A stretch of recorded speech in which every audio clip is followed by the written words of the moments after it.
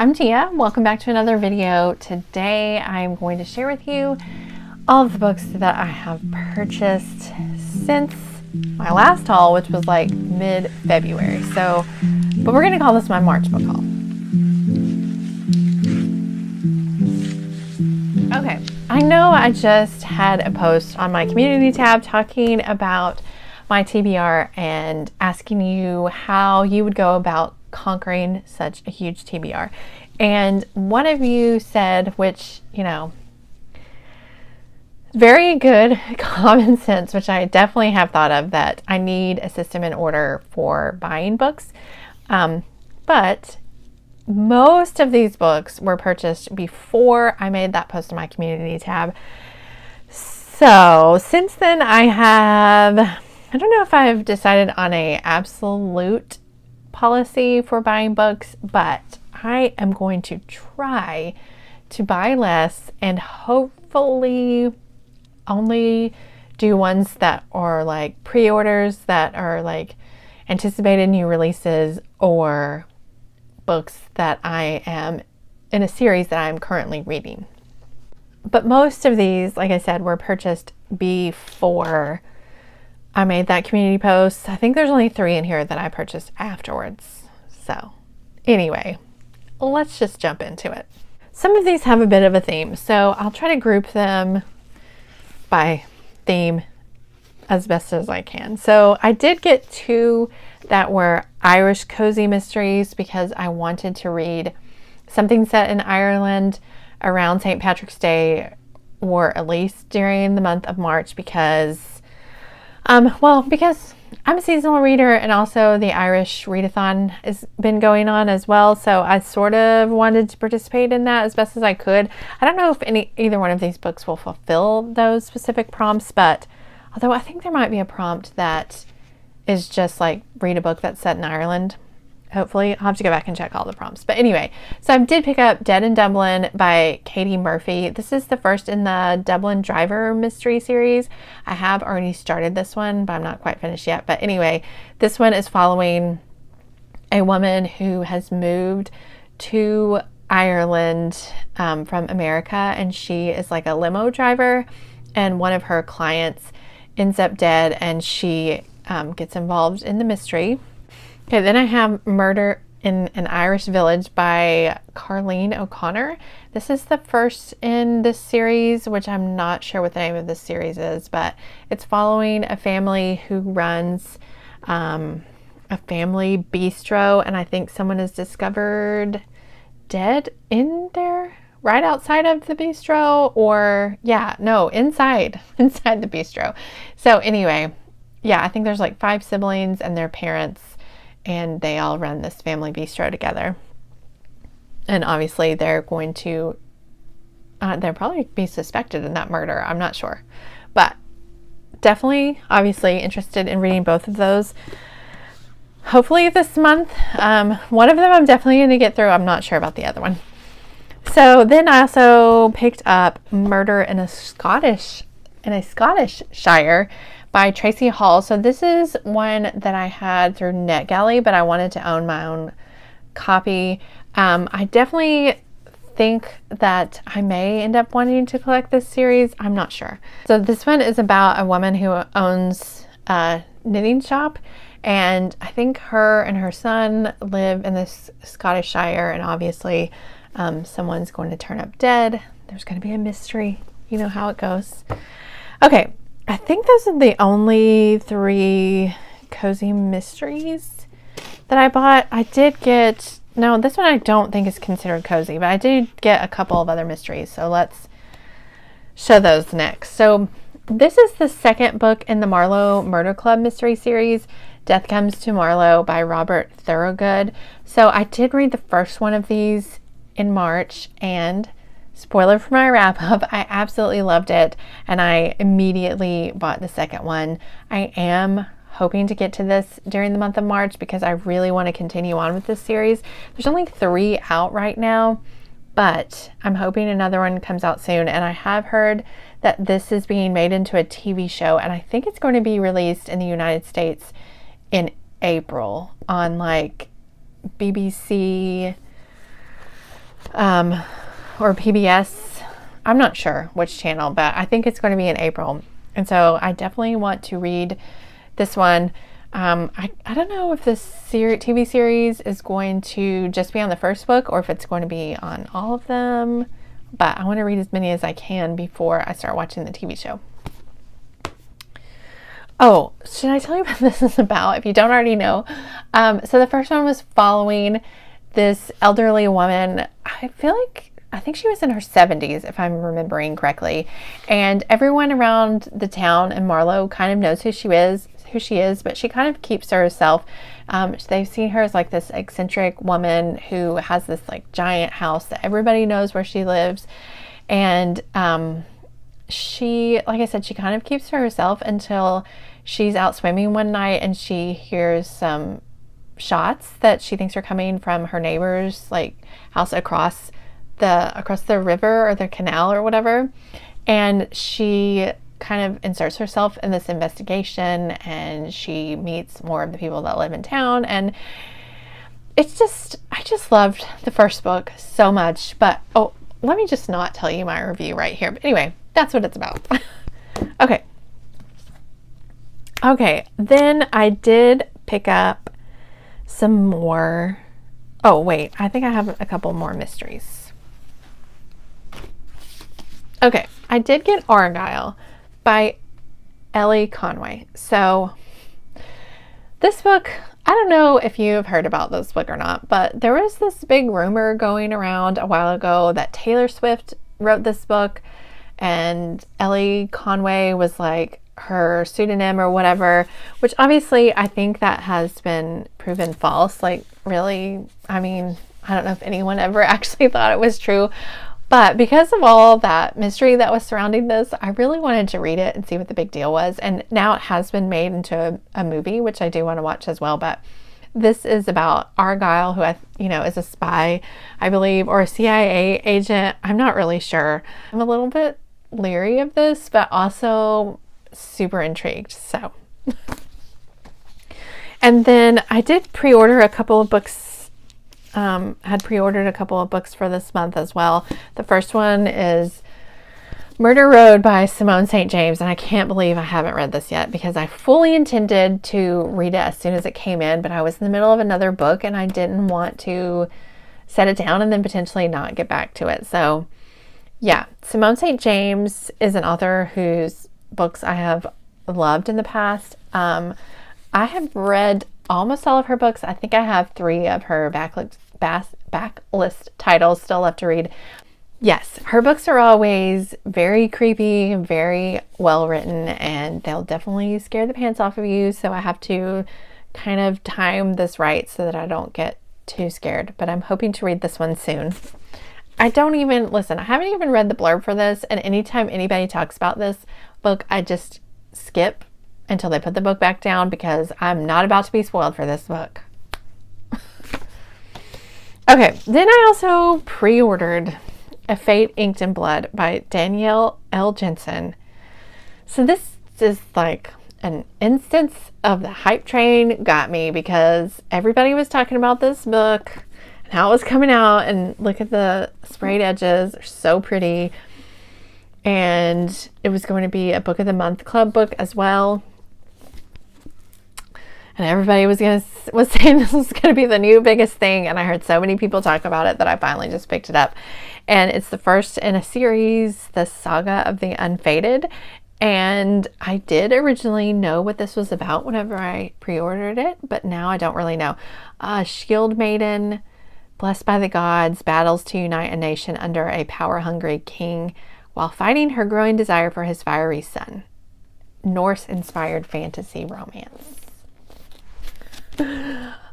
Yeah, the hype got me. I hope this is as good as everyone was making it out to be when everyone was talking about it. I guess we'll see. Okay. Then I do have, some werewolf books. So, and witch and werewolf and elf. So let's go with those next. I did pick up Wolf Gone Wild by Juliet Cross. This is the first in the Stay a Spell book series. So I had heard great things about this one, And I was intrigued for a while and had it on my TBR and was really planning on reading it. But then I had heard some things about some of the latter books in the series that kind of threw me off, that were some content things that I personally don't enjoy reading about. And so I was a little bit worried about this series. But I've heard that I think I can just skip that book in the series and enjoy the other ones. And definitely this first one I think is supposed to be really good and be about a werewolf and a witch romance, I think. So I'm going to try it. We'll see. And then the last time I talked about werewolves, I think it was in my February wrap up when I was talking about Bride. Someone recommended this book in the comments, First Shift by A.J. Skelly, the First in the Wolves of Rock Falls. She said that her mom liked this book, and obviously look how easily influenced I am. It just took one comment and here I am, bought this book. I really think I have a problem. Anyway, this series, I looked it up after that, and it looks like it has really good reviews, and that it is I think kind of a tame romance between a werewolf and a human. I could be completely wrong. Yes, she's human. Now, I don't know if she ends up getting bitten or not, but anyway, maybe, as evidenced by the words first shift, huh? I don't know. But I'm definitely going to give this one a try, and we'll see if I end up wanting to read the rest of the series. Okay, then the other one I have is How to Flirt with a Naked Werewolf by Molly Harper. So this one has been on my radar for a while, and I finally just ended up and bought it. I think sometimes it's like not available on Amazon, and sometimes it is, but luckily it was, and so I picked it up. This one takes place in Alaska, and I think this woman finds this naked guy like caught in a bear trap out on her property. He's obviously like a werewolf, and he had gotten caught and then, shifted. And anyway, so this is, I think, a trilogy, werewolf human romance trilogy. Okay, then I have Witches Get Stuff Done, also by Molly Harper. This one was recommended by my friend Amy over at Zoe Beck. She had talked about this in one of her videos and said that it was she really enjoyed this witchy romance, and I went ahead and picked it up. I sometimes, obviously, I have serious buying issues. It just takes one mention. Okay, then I also have Deal with the Elf King by Elise Kova. This is part of the Married to Magic series, and the reason why I got this one and wanted to start the series is because I think it's like the 5th book that hasn't come out yet is going to be about a werewolf king or something, knight. I'm not sure. Anyway, so I wanted to read the other books in the series before that one comes out. Hopefully it'll happen. But anyway, this is a fantasy romance series, and each one features a different supernatural creature. So this one, or not creature, but person, I guess. This is an elf one. I think there's a vampire one, fairy one. Like I said, there's going to be a werewolf, and I think I'm forgetting something. But anyway, yeah. I've heard good things about Elise Kova in the past, so I'm hoping this series is a good one. And I also have The Modern Girl's Guide to Magic by Lindsay Hall, the first in the Charming Cove series. Honestly, this is another one that I think the 3rd one in this series is about a werewolf. And so I picked up the first one so that I can get to the werewolf one eventually. And I don't really know much about this other than that. I was just like on a werewolf hunt, and I found several that were like, further along in the series when you get to the werewolf. So I just picked up the first ones to see how it goes. Okay, then this one is kind of random. It's not really related to anything else in my haul, but this is ASAP by Axio. So this is the sequel to XOXO, which I read, I don't know, 2 or 3 years ago when it first came out. I don't know if this is like a direct sequel or more of like a companion novel, but that XOXO was about K-pop stars, and well, the main character was a girl who was a violinist, and she met this guy at like a karaoke place one night, and then he like disappeared, and she ends up going to Korea to like study there. And she runs into him again and figures out that he is actually a K-pop star, like a very famous K-pop star. And so this one is about another guy in that particular K-pop group and his romantic interest. And I loved XOXO. I thought it was so sweet and charming, and I loved the relationship between all the guys in the group. And I'm really looking forward to this one. I'm hoping to read this soon. I think I said that about every one of these books, but I have 2 teen daughters. I have a younger daughter too. She's also into K-pop. They all 3 are, but my 2 teen ones, they read XOXO and like really enjoyed it. So I want to read this soon in the hopes to be able to pass it on to them. So hopefully that'll happen soon.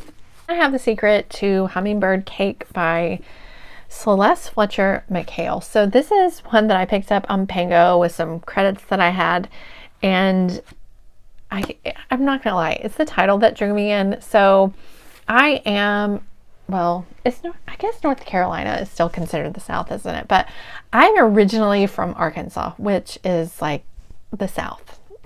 North Carolina, where we live, I feel like is more the East Coast. I could be wrong. I'm sure there's people out there who disagree with me, but we live in IBX, like the Inner Banks out here.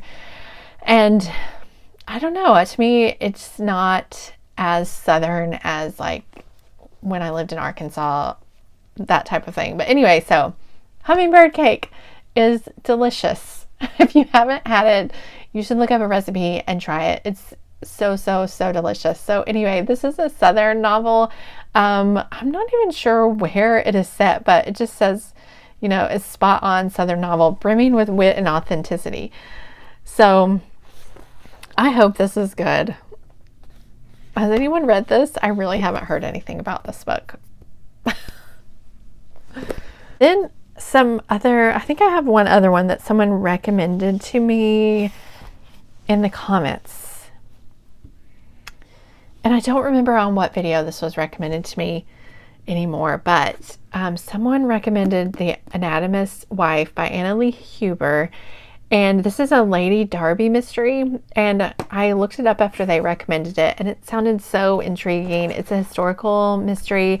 There's several books in it out right now. It looks like it takes place in Scotland and in 1830. Anyway, yeah, so I picked this one up, and while I was looking at her stuff, I also saw that she had one that was considered a Gothic romance. And so I got it as well. It's called Secrets in the Mist, a Gothic myths novel. Gothic myths novel, not mist.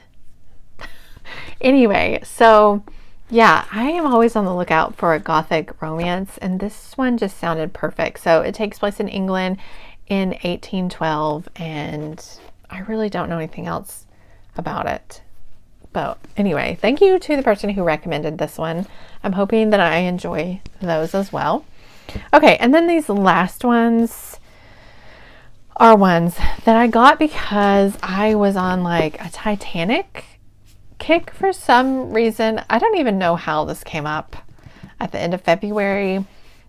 Was the Titanic anniversary recently? I'm not sure. Or maybe the 20th or 30th anniversary of the movie. Anyway, somehow it had come back around to me, and I was really thinking about the Titanic, and I wanted to read all the Titanic books and like rewatch the movie. Anyway, so I bought some Titanic books. The first one are a trilogy of children's books that I am hoping to read during middle grade March, that are written by Gordon Corman, who is an author I've read a couple of things before and enjoyed. So let's see. Book 1 is Unsinkable. Book 2 is Collision Course, and book 3 is SOS. So I'm hoping that these are like interesting, intriguing, and informative. So my kids will enjoy these as well. I think that they are interested in learning more about the Titanic. So that will be good for that. And then the other ones I have here, another one by Anna Lee Huber. Maybe this is what got, because this is the same author as the other Maybe I saw this and this is what started all this Titanic stuff off. I can't remember. But anyway, Sisters of Fortune. This is a Titanic historical fiction. So this one is based on the true story of 3 sisters that were on the Titanic. So it takes like, you know, some actual facts and stuff that happened and then, you know, builds from there and weaves this big historical saga about them. And I'm really looking forward to all of these. I just need more time in the day, more days in the week, etc. Okay, then I also picked up The Girl Who Came Home by Hazel Gaynor. This one is following a girl, or a woman, sorry, who, well, I guess at the time she was a girl. It's like 14 people from this village set off. One of them, she was 17 years old when it happened, and she was one of the few people in steerage who survived. And she actually, I think, left behind the man that she loved whenever she decided to set off for the United States from, did I say from, I think it's from Ireland. Yes, from Ireland. So this is a dual timeline, and the other timeline is set in 1982, where you are following the first woman's great grandmother, I believe. Yes. So anyway, and the 2 timelines are going to interweave, maybe? I'm not sure. Or they're just going to talk to each other about their lives. Who knows? This is another one that I picked up through Pango with some credits that I had there. This one is Women and Children First by Gil Paul. This is the last one I have here on the haul. So this is another one about Titanic. And this one is about 4 different people who survive the sinking of the Titanic. I think, you know, they don't know each other. I'm not sure if they end up, you know, forming a friendship after this. It doesn't really say on the back, but and anyway, about their lives afterwards and how they have to sort of rebuild their lives and overcome this tragedy. So out of these Titanic books, I feel like this one may actually seem the most intriguing to me because a lot of these are almost like they take place after the events of the Titanic, and I sort of would like a book that maybe starts like right before and then encompasses everything that happened on the Titanic and then a little bit afterwards, rather than just completely following them afterwards. So yeah, that would definitely sounds like it would be this one. I do have some other ones that were already on my TBR before this, like a middle grade one and a YA one that I'm hoping to read. I really would like to just take like a week at some point and read all the Titanic stuff. It might have to be 2 weeks. But anyway, yeah. So that is it. That is everything that I've bought since my last haul.